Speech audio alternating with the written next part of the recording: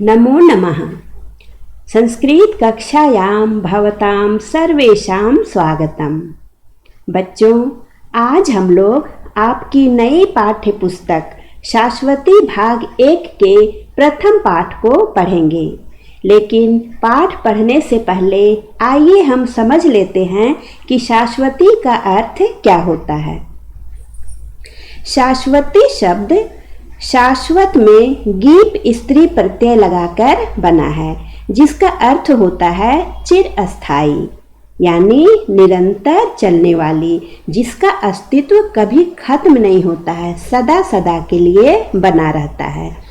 आज हम जो पाठ पढ़ने जा रहे हैं वह इसी पुस्तक यानी कि शाश्वती का ही प्रथम पाठ है और इसका नाम है वेद अमृतम, यानी वेदों के अमूल्य ज्ञान, जिसे अमृत के समान माना गया है। बच्चों, वेद शब्द विद धातु से बना है, जिसका अर्थ होता है जानना या ज्ञान। वेदों में ज्ञान के भंडार भरे पड़े हैं। वेद संस्कृत साहित्य का सबसे प्राचीन ग्रंथ है और ऐसा माना जाता है कि वेदों की रचना किसी पुरुष के द्वारा नहीं की गई है, बल्कि इसकी रचना साक्षात ईश्वर के द्वारा की गई है। इसीलिए वेदों को अपौरुषेय ग्रंथ भी कहा जाता है। वेद 4 हैं: ऋग्वेद, यजुर्वेद, सामवेद और अथर्ववेद। इन चारों वेदों में सबसे पहले ऋग्वेद की रचना की गई थी, इसीलिए ऋग्वेद को सबसे प्राचीन वेद माना जाता है। भारतीय वैदिक वाङ्मय संपूर्ण विश्व का प्राचीनतम वाङ्मय होने के साथ मनुष्य की अंतस चेतना से फूटी उदात्त कविता का भी प्रथम निदर्शन है। अर्थात भारतीय वैदिक वाङ्मय, वाङ्मय का अर्थ होता है साहित्य, जो है संस्कृत साहित्य। संस्कृत साहित्य जो है संपूर्ण विश्व का सबसे प्राचीन साहित्य है और संस्कृत में जिन साहित्य की रचना की गई, ये सभी वेद, पुराण आदि, ये विश्व के प्रथम ग्रंथ माने जाते हैं। और इसमें उदात्त कविता यानी कि उदात्त बोला जाता है, जो बहुत ही उच्च भावों वाला हो, ऐसी कविताएं इसमें लिखी गई हैं। वैदिक काव्य में विश्व शांति, विश्व बंधुत्व, लोकतांत्रिक मूल्य, निर्भयता तथा राष्ट्र प्रेम का संदेश भरा पड़ा है, जो आज के वातावरण में पहले से भी अधिक प्रासंगिक प्रतीत होता है। वैदिक युग में जब वेदों की रचना की गई, उस समय देश की सामाजिक स्थिति आज की तरह नहीं थी, यानी कि आज की तुलना में बेहतर थी। उस समय इतनी अशांति, इतनी बुराइयां समाज में नहीं थी। फिर भी वेदों के अमूल्य संदेश के द्वारा लोगों को विश्व शांति यानी पूरे विश्व में शांति कायम रखने, भाईचारा बनाए रखने, लोकतांत्रिक मूल्यों को अपनाने, निर्भय होकर जीवन जीने तथा राष्ट्र के प्रति प्रेम भाव प्रदर्शित करने का संदेश दिया गया था। यह संदेश आज के युग के लिए पहले से ज़्यादा प्रासंगिक प्रतीत होता है, क्योंकि आज का जो हमारा समाज है उसमें कई तरह की कुरीतियां भरी पड़ी हैं। पूरे देश में अशांति फैली हुई है, लोग आपस में लड़ रहे हैं, आपसी मतभेद है। ऐसे युग में वेदों के जो ये अमूल्य संदेश हैं, दिव्य ज्ञान है, यह बहुत ही प्रासंगिक है। आज इन्हें अपनाने की आवश्यकता है। प्रस्तुत पाठ में वैदिक काव्य का अमृत तत्व ऋग्वेद, यजुर्वेद तथा अथर्ववेद से संकलित किया गया है। इन कविताओं में अत्यंत उदात्त एवं अनुकरणीय आदर्श विद्यमान है। वेदों में जो कविताएं दी गई है, जो मंत्र दिए गए हैं, यह बहुत ही उच्च आदर्शों वाला है। उदात्त यानी कि उच्च आदर्शों वाला है और बहुत ही अनुकरणीय है, यानी लोगों के द्वारा ग्रहण करने के योग्य है। तो चलिए हम देखते हैं वैसे मंत्रों को जो कि अमृत तुल्य ज्ञान लिए हुए है। पहले हम लोग इसका सस्वर वाचन करेंगे, फिर इसके भावों को समझेंगे। संगच्छध्वं संवदध्वं संवो मनांसि जानतां देवा भागं यथा पूर्वे संजानाना उपासते। समानी वा आकुतिः समाना हृदयानिवः समानमस्तु वो मनो यथा वः सुसहासति। मधुवातारितायते मधुशरन्ति सिन्धवः माध्वीर्नः सन्तु ओषधीः।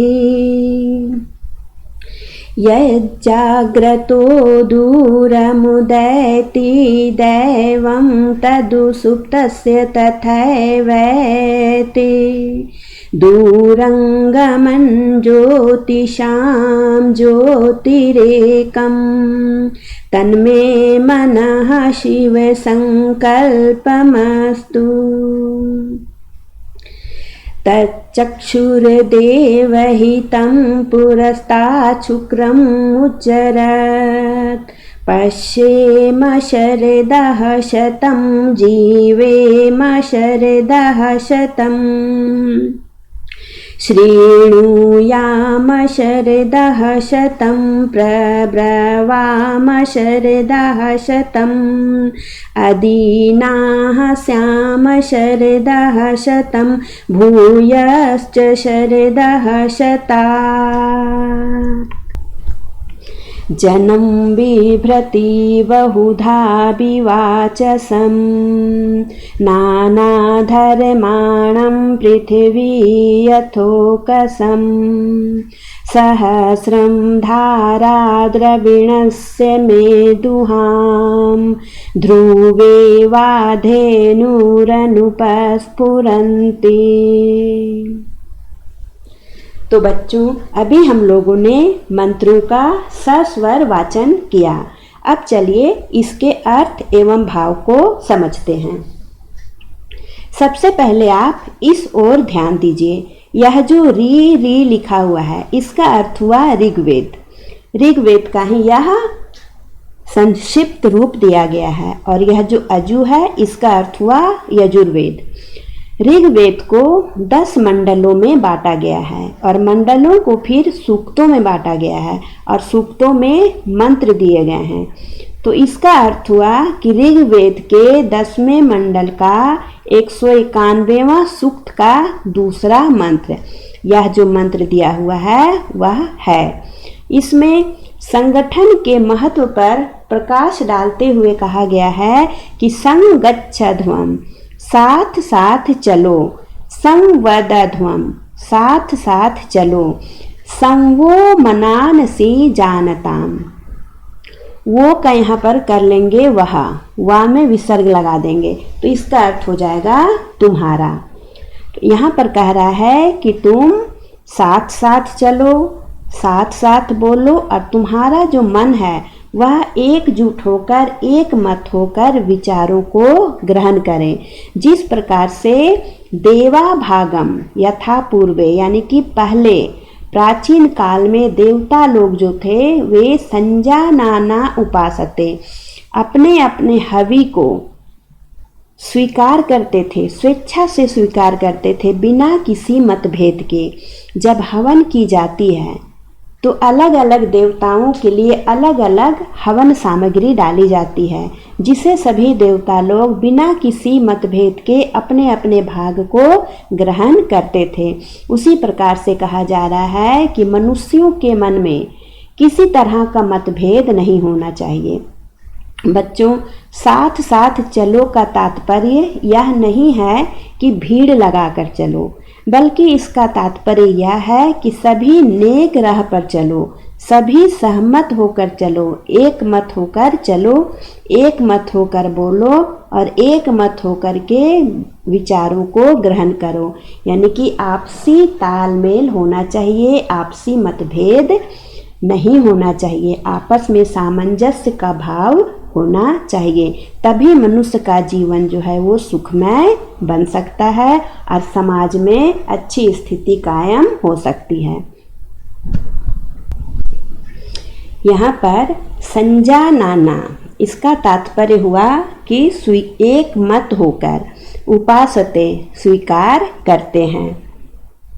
यह वैदिक पद है, वैदिक क्रियापद है और इसका अर्थ हो गया कि स्वीकार करते हैं। उसी प्रकार से मनुष्य को भी एक मत होकर के विचारों को ग्रहण करना चाहिए। आगे के जो मंत्र हैं वह भी ऋग्वेद के 10वें मंडल का 191वां सूक्त का है, लेकिन यह चौथा मंत्र है। इसमें भी एकता के महत्व पर प्रकाश डाला गया है और कहा गया है समानी व आकुति।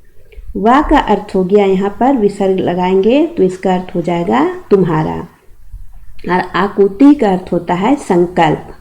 समानी यानी कि एक समान, तो तुम्हारे संकल्प एक समान हो।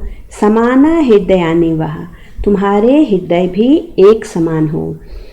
समानम अस्तु वो मनो, तुम्हारा मन भी समान हो, जिस तरह से जिससे कि तुम्हारी संगति जो है वो सुसह असति, इसको अगर विच्छेद करेंगे तो होगा सुसहा। सुसहा का अर्थ होता है अच्छी संगति और असति का अर्थ होता है हो जाए। यह वैदिक क्रियापद है। असति अगर इसका लौकिक क्रियापद लेंगे तो इसका हो जाएगा भवतु। सुसहा भवतु यानी कि अच्छी संगति हो जाए। तो अच्छी संगति कब होगी? जब हमारे विचार, मनुष्य के विचार, सभी प्राणियों के विचार और संकल्प एक समान होंगे, आपस में कोई विरोध नहीं होगा और एक समान विचारों को सभी अपने अपने हृदय में समान रूप से धारण करेंगे तथा मन से भी सभी एकजुट हो जाएंगे। तभी सबकी संगति अच्छी हो जाएगी, सभी लोग अच्छे हो जाएंगे और समाज में सुव्यवस्था कायम हो जाएगी। आगे का जो मंत्र है वह भी ऋग्वेद से लिया गया है, लेकिन यह प्रथम मंडल का 90वां सूक्त का 7वां मंत्र है। इसमें प्रकृति से यह कामना की गई है कि मधुवाता रीतायते। वाता का अर्थ होता है हवा और मधु का अर्थ है मधुर। रीतायते, रीतायते का अर्थ हो गया यजमानों के लिए, जो यज्ञ करने की कामना करते हैं, यज्ञ करते हैं, जो इच्छा करते हैं उनके लिए। तो यह वैदिक पद है। अगर हम इसका लौकिक पद लेंगे तो हो जाएगा यजमानाय, यजमानों, यजमान के लिए। इसमें चतुर्थी एक वचन है। तो जो हवा बहे वह यजमानों के लिए मधुर होकर बहे। मधु शरन्ति सिंधवः, सिंधवा का तात्पर्य हो गया जल स्रोत। जितने भी जल स्रोत हैं, नदी, तालाब, कुआं आदि, उन सभी का जल जो है वो भी मधुर होकर बहे। और माधवीर नहा, नहा का अर्थ हो गया हमारा, हमारे लिए। अस्मभ्यम संतु औषधि, औषधियाँ जो होती हैं, औषधि के जो पौधे होते हैं वह भी हमारे लिए क्या हो जाए? मधुर हो जाए। बच्चों, यहाँ पर मधुर कहने का तात्पर्य यह नहीं है कि हवा मीठी होकर बहे, बल्कि इसका तात्पर्य यह है कि हवा जो है वह शुद्ध हो जाए, प्रदूषण रहित हो जाए, ताकि वह सभी मनुष्यों के लिए स्वास्थ्यवर्धक हो। उसी तरह से जल भी प्रदूषण रहित होकर बहे, शुद्ध होकर बहे और सभी प्राणियों के लिए हितकारी बने।